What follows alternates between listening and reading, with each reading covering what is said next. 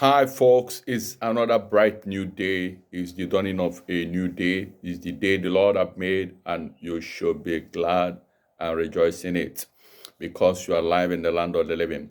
Today, I want to speak to you to move forward, take this step of faith. Okay, and I want to tell you a story in the book of First King, chapter number, Second King, chapter number 7, Second Kings, chapter 7, from the book of Second Kings chapter 7, we'll read from verse 4 how there was four lepers in the city of Samaria in Israel, and there was famine in the land of Israel. And these leprous men, they said, made a statement. They said, if we let's move into the camp of the Syrians. There's war between the Israelites and the Syrians, and there's famine in the land. As you know, as leprous men, they are not permitted to be in the midst of the people. They stay in the wilderness. They stay, in distance and the secluded places. And they decided, they say, let us move into the camp of the Syrians. Let me read for you. And if we say we will enter into the city, let's start from verse 3. Second Kings 7, verse 3. You see, and there we are four leprous men at the entering of the gate. And they said one to another, why sit we here until we die? Why sit we here until we die? And if we say we will enter into the city, then there is famine in the city, and we shall die there. And if we sit here still, we die also.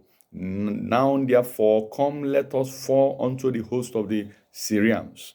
And if they save us alive, we shall live. And if they kill us, we shall but die. We shall but die. No wonder a wise man says that if you have not found something you can live for, you are not what you can die for, you are not worthy to live. So these men made up their mind. They say if they go to the city, there are famine in the city. If they go to the camp of the city, there's war between the Israelites and he said, but let us go into the Syrian camp.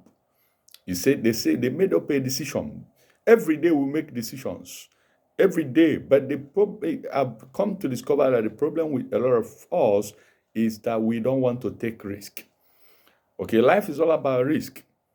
But I'm talking about calculated risk. I'm talking about the risks that will glorify the name of God. I'm talking about taking steps of faith, not taking risks that are, detriment to the name of the Lord. Not taking risks that are not legal or legitimate, but taking godly risk, taking steps of faith. Courage is required. Okay, you know the story. Peradventure, let me share the story with you if you have not. But if you have had it before, this will, you know, energize and increase your faith. And then from verse 5, it said, they rose up in the twilight and go into the camp of the Syrians. And when they were come unto the uttermost part of the camp of the Syrians, behold, there was no man there. And look at what happened.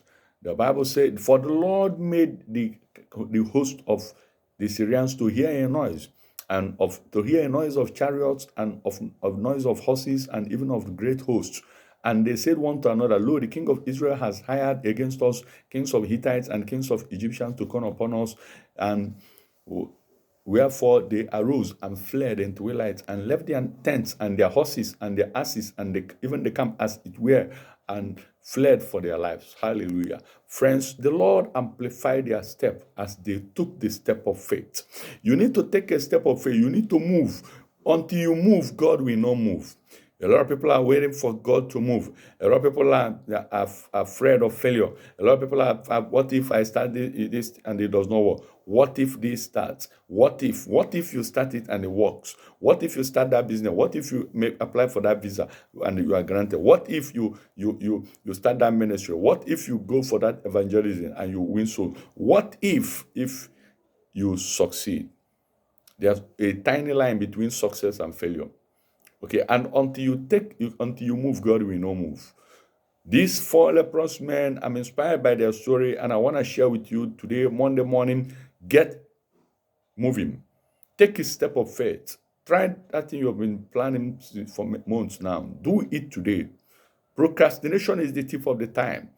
One of the ways the enemy keeps hindering, the enemy which Satan keep hindering and preventing a lot of people from possessing what the Lord has paid for, from living the life God have Christ have paid for on the cross of Calvary, is nothing but fear. Fear have been holding a lot of people down.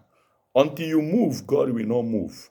Okay, no wonder in the book of James chapter 2 verse 8, it says, draw near unto me and I will draw near unto you. Draw near unto me and I will draw near unto you. Until you draw near unto God, he will not draw near unto you. Until these four leprous men made a move, they could not get anything done. Until they moved, God moved and amplified their footstep.